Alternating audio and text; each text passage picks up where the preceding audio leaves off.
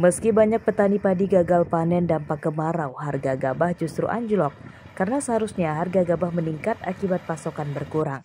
Kondisi ini terpantau di Desa Telogorejo, Kecamatan Rawajitu Utara, Kabupaten Mesuji pada Kamis siang.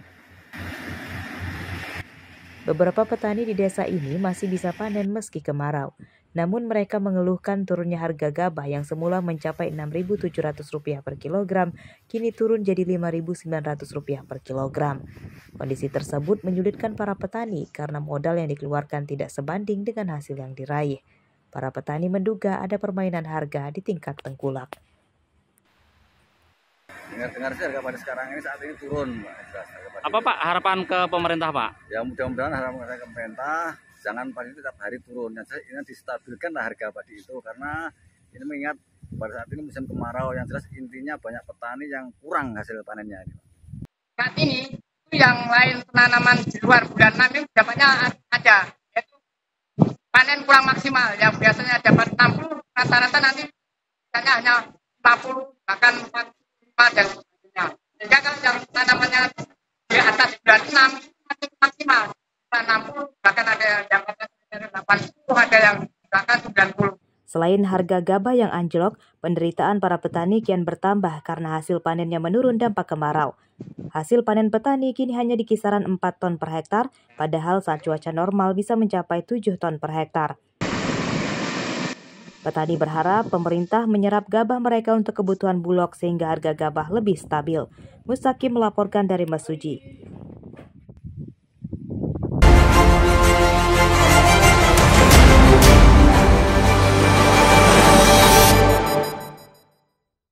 Dari Tanjakan Jabung, Kecamatan Lemong, baru saja terjadi laka lantas.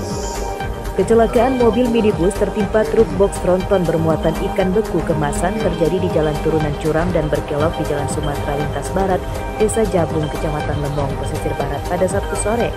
Kedua mobil rusak berat.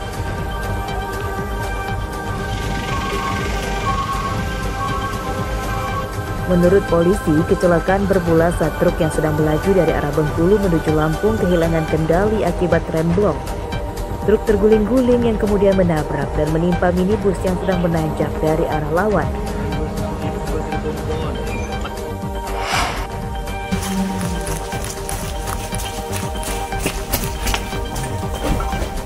Sebuah lokasi yang disinyalir sebagai tempat transaksi dan pesta narkoba yang berada di pinggir sungai belakang permukiman Kampung Komering Agung, Kecamatan Gunung Sugi, Lampung Tengah digerebek polisi. Dari tempat ini, polisi tidak mendapati satu orang pun. Diduga informasi kedatangan polisi telah bocor.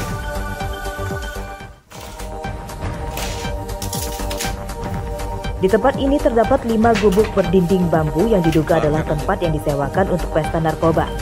Dari penggeledahan di gubuk-gubuk ini, polisi menemukan beberapa bong atau alat untuk mengonsumsi sabu-sabu serta belasan plastik klip bekas wadah sabu-sabu.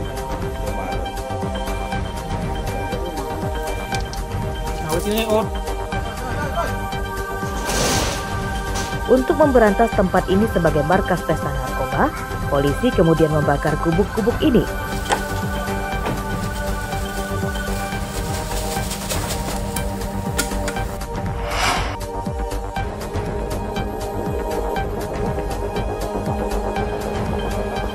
Abrasi pantai yang terjadi di pesisir Desa Bandar Pugung, Kecamatan Lemong, pesisir barat kian mengkhawatirkan. Selain merusak puluhan rumah, abrasi juga mulai mencapai jalan lintas barat Lampung Bengkulu. Jika tidak segera dibenahi, akan banyak warga yang kehilangan rumah. Hingga Senin siang, jumlah rumah warga yang terdampak abrasi terus bertambah. Abrasi juga menyebabkan beberapa makam di tempat pemakaman umum hilang tergerus ombak. Guna mengantisipasi kerusakan yang semakin parah, warga berinisiatif membangun talud penahan ombak sementara. Meski demikian, warga tetap berharap pemerintah daerah, provinsi, hingga pusat turun membantu membangun talud baru yang lebih bagus. Ini rumahnya bergerak.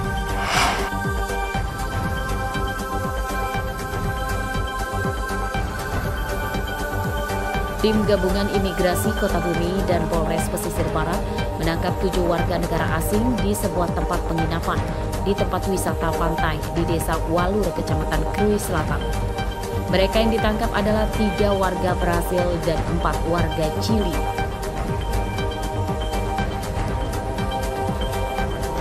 Dari hasil pemeriksaan petugas imigrasi, 2 warga Brasil yang merupakan pasangan suami istri bernama Marcelo dan Carvalhon dan Mayara ditetapkan tersangka. Dokumen keimigrasian keduanya tidak sesuai dan sudah kadaluarsa. Sedangkan 5 WNA lainnya dibebaskan karena tidak bersalah. Kedua tersangka telah tinggal di Indonesia selama 4 tahun. Mereka menjalankan bisnis rumah warga untuk dijadikan rumah sewa bagi wisatawan.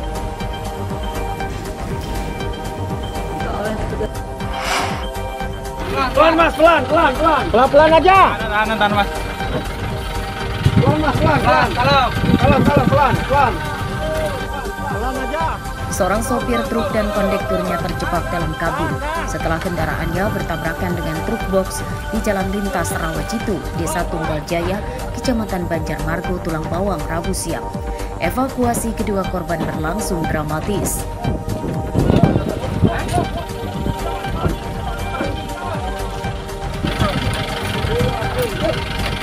Kedua korban akhirnya bisa dikeluarkan dari dalam kabin setelah warga dan polisi membantunya dengan cara secara perlahan merenggangkan besi yang menjepit korban. Keduanya kemudian dibawa ke rumah sakit. Sementara dari pihak truk box, pengemudinya juga terluka.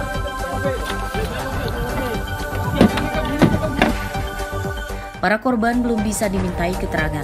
Menurut warga, kecelakaan bermula saat truk box sedang melaju dari arah Bandar Lampung menuju Rawajitu, sedangkan truk satunya melaju dari arah lawan. Penyebab tabrakan karena salah satu truk kehilangan kendali akibat gagal menyalip.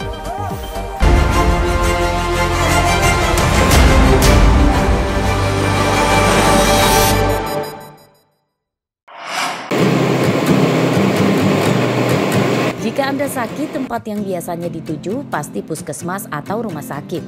Namun di Kelurahan Srengsem, Kecamatan Panjang, Bandar Lampung, ada pemandangan tak biasa. Warga justru berobat di dalam kereta. Ternyata kereta ini adalah gerbong kesehatan atau rel klinik milik PT KAI Divre 4 Tanjung Karang. Secara berkala, gerbong kereta digunakan untuk pengobatan dan pemeriksaan kesehatan bagi warga. Lokasinya juga berpindah-pindah sesuai kebutuhan masyarakat. Berobat kaki, berobat ini, pala. Apa jadi kata dokter tadi, Bu? Kata dokter ya emang udah parah sakitnya, apalagi mata. Matanya katanya udah katarak, harus operasi katanya. Periksa semua mata saya. Warga memanfaatkannya untuk pemeriksaan kesehatan umum, ibu hamil dan anak, gigi, mata, hingga ada layanan pemeriksaan laboratorium sederhana. Ada 22 tenaga kesehatan yang dilibatkan. Memang dulu idenya adalah kita rel klinik ini bisa melayani daerah yang tidak terjangkau khususnya. Satu yang di wilayah kereta api itu satu, yang kedua yang daerah-daerah pelosok yang tidak terjangkau oleh akses mobil dan lain sebagainya. Salah satunya itu. Wilayah di Frame 4 kan dari Tarakan sampai ke Tanjung Rembang sekitar 324 km. Harapannya nanti beberapa titik akan kita datangi. Hari ini di Srengsem, nanti di Ketapang, berikutnya di beberapa tempat lagi. Gerbong kesehatan didesain untuk layanan kesehatan darurat seperti bencana alam. Masyarakat berharap layanan pemeriksaan kesehatan dan pengobatan gratis ini bisa terus diadakan. Jeffrey Arifin melaporkan dari Bandar Lampung.